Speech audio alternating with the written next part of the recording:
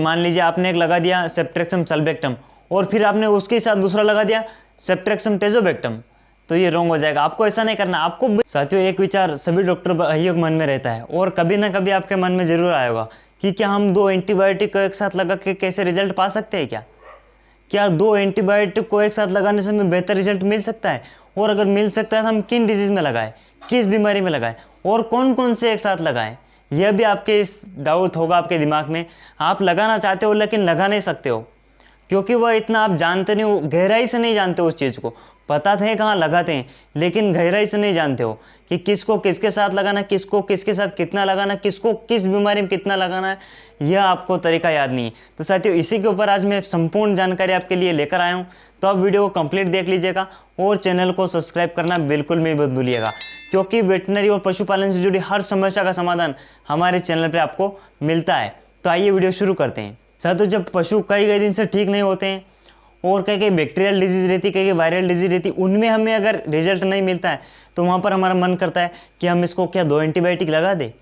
क्या 2 एंटीबायोटिक लगा देंगे तो ये ठीक जल्दी हो जाएगा? हम किसी से पूछ लेते, लेकिन जब पूछने की बात आती है तो किससे पूछे, कौन बताएगा? कोई नहीं बताएगा। तो आप वहाँ आकर फिर रुक जाते हैं और बस आप एक ही तरह के एंटीबायोटिक लगाते रहते हैं और आपको फिर रिजल्ट नहीं मिलता। साथियों हमें सर्वप्रथम स्टार्टिंग होती है बैक्टीरियल डिजीज़ की, यानी जो बैक्टीरिया से उत्पन्न होने वाली बीमारियां हैं, अगर वह हमसे कवर नहीं हो रही तो हम वहां पर लगा सकते हैं। एक एंटीबायोटिक से कवर नहीं हो रही, मान लीजिए गलघोटू हुआ पशु को, एक बार सुबह ट्रीटमेंट कर दिया, शाम को कोई फर्क नहीं पड़ा, अब आपको शाम को फिर ट्रीटमेंट करना था, आप फिर सोचेंगे कि क्या पता इससे हो ना हो, तो आपको उस जगह क्या करना है, 2 एंटीबायोटिक एक साथ लगाना है, बिना झिझके, बिना कुछ टेंशन करे। आप 2 एंटीबायोटिक एक साथ वहाँ पर बिल्कुल लगा दे, कोई दिक्कत नहीं है। आप 2 एंटीबायोटिक एक साथ लगा दे, इससे कोई समस्या नहीं होगी। लेकिन हमें केवल बैक्टीरियल डिजीज में लगाना है। मैं आपको जैसे जैसे बताऊं आपको इन्हीं केस में लगाना। आप गलघोटू के केस में आसानी से लगा सकते हैं। जब आपको एक एंटीबायोटिक से रिजल्ट ना मिले तो आप इसमें 2 एंटीबायोटिक एक साथ अवश्य लगा सकते हैं। इसके साथ ही साथ जैसे मान लीजिए ब्लैक वाटर हुआ है, पशु को लंगड़ा बुखार हुआ है। अब लंगड़ा बुखार में आपने एक बार दवा लगा दी, आपको पता चल गया कि लंगड़ा बुखार है, आपने एक बार इंजेक्शन कोई से भी एंटीबायोटिक लगा दी, उससे आपको रिजल्ट नहीं मिला, दूसरे दिन फिर लगा दी, फिर भी आपको रिजल्ट नहीं मिला, तो अब आपको उसको बैक्टीरिया को मारने के लिए 2 एंटीबायोटिक का प्रयोग करना है। 2 एंटीबायोटिक आपको लगाना। अब आप उसमें भी 2 एंटीबायोटिक लगा सकते हैं, कहीं किसी प्रकार की कोई दिक्कत नहीं है क्योंकि हमें वहाँ पर बैक्टीरिया को पूरी तरह से खत्म करना, उस बीमारी में हमें रिजल्ट लेना है। तो आप वहाँ पर 2 एंटीबायोटिक बिल्कुल बेझिझक होकर 2 एंटीबायोटिक लगा दें, कहीं किसी प्रकार की कोई दिक्कत नहीं होगी। आगे मैं ये भी बताऊँगा कौन कौन से आपको साथ लगा सकते हैं।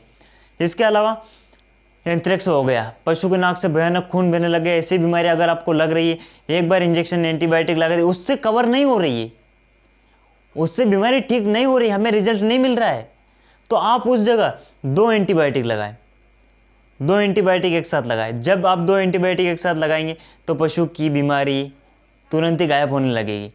साथियों आजमाया हुआ और हमें केवल एंटीबायोटिक में आपको जिन जिन बीमारियों में बताऊँ केवल उन्हीं में ही लगाना है। ऐसा नहीं पशु आज बीमार कल पशु ठीक नहीं हो रहा है तो आप इसको फिर 2 एंटीबायोटिक, ऐसा नहीं करना है, ये खतरनाक हो सकता है, पशु की जान भी जा सकती है। हमें जहाँ पर जरूरत हो केवल हमें वहीं पर लगाना है। और हमें कई बार मैंने ऐसे केस में भी एंटीबायोटिक का यूज़ किया है, लाल पेशाब कर रही है पशु का, बवेसियोसिस नहीं है, ना ही फास्फोरस की कमी है, जो इन्फेक्शन से ब्लड आ रहा है, जो इन्फेक्शन से पशु के बच्चेदानी से कांच के जैसा खून निकल रहा है बच्चेदानी से, वहाँ पर अगर एक बार एंटीबायोटिक लगा दी नहीं बंद हुआ, 2 बार एंटीबायोटिक लगा सब कुछ कर लिया नहीं बंद हुआ, अरे भाई 2 एंटीबायोटिक लगा दो, 2 एंटीबायोटिक लगा दो, बस 2 एंटीबायोटिक लगाते ही देखना जादू एकदम से क्लियर हो जाएगा।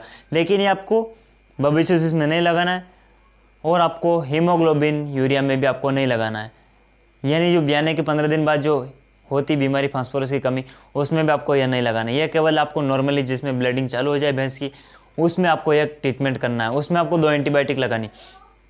यह तो मुख्य 4 बीमारियां जिनमें हमें एक साथ लगाने में कहीं किसी प्रकार की कोई दिक्कत नहीं, आसानी से लगा सकते हैं। इसके अलावा कई भाई लोग को और मन में विचार होगा कि हम क्या वायरल डिजीज में लगा सकते हैं हम, और क्या करें, इसमें क्या क्या किस बीमारी में लगा सकते हैं। साथियों हमने ये टिटनेस में भी लगाया हुआ है। टिटनेस पशु का टिटनेस प्रथम अवस्था में टिटनेस हुआ तो आप उसमें 2 एंटीबायोटिक लगा सकते हैं, कोई दिक्कत नहीं है। इसके अलावा जो भी वायरल और जो बैक्टीरियल डिजीज है जिनमें अगर आपको लग रहा है कि नहीं ये बैक्टीरियल डिजीज है, कई सारी बीमारियां, उनमें आप इसको प्रयोग कर सकते हैं, लेकिन आप बहुत ज़्यादा जरूरी हो तभी इन 2 एंटीबायोटिक का प्रयोग करें, तभी आपको रिजल्ट मिलेगा। ऐसा नहीं कि पशु कल बीमार हुआ आज आप एंटीबायोटिक 2-2 3-3 लगा रहे एक साथ, ऐसा बिल्कुल मत करना। पशु की इम्यूनिटी सारी खत्म हो जाएगी और पशु की डेथ हो जाएगी। ये हम इनका प्रयोग वहीं पर करते हैं जहाँ पर इनकी ज़रूरत होती है। गलघोटू में ज़रूरत है, ब्लैक वाटर जहाँ पे हमें इसकी ज़रूरत है वहाँ पर हमें इसको लगाना भी ज़रूरी है। तो आप ऐसे 2 एंटीबायोटिक एक साथ लगा सकते हैं। अगर 2 दिन से पशु को बुखार कम नहीं हो रहा है तो आप वहाँ पर भी 2 एंटीबायोटिक एक साथ लगा सकते हैं। इसके अलावा जो बैक्टीरियल डिजीज़ है आप उनमें लगा सकते हैं, लेकिन ज़्यादा ज़रूरी हो तो ही लगाना। ऐसा नहीं कि मैंने बोल दिया था आप बस चालू ही होगा 2 एंटीबायोटिक, ऐसा रिस्क नहीं ले सकते आप। चैनल इसकी जिम्मेदारी नहीं लेता है। मैं आपको जो बता रहा हूँ वहीं तक आप सीमित रहने, तो ये आपके लिए बेटर रहेगा। साथियों यह तो हुई 2 एंटीबायोटिक हम किन किन बीमारियों में लगा सकते हैं। इसके साथ हम कौन कौन से इंजेक्शन किस किस के साथ लगा सकते हैं, यानी 2 एंटीबायोटिक हमें कौन से लगाने हैं। साथियों आप पशु को सभी स्ट्रेप्टोपेनिसिलिन लगाते हैं, आप एक एंटीबायोटिक पेनिसिलिन ग्रुप से लगा दें और एक एंटीबायोटिक सिफोलोन से लगा दें।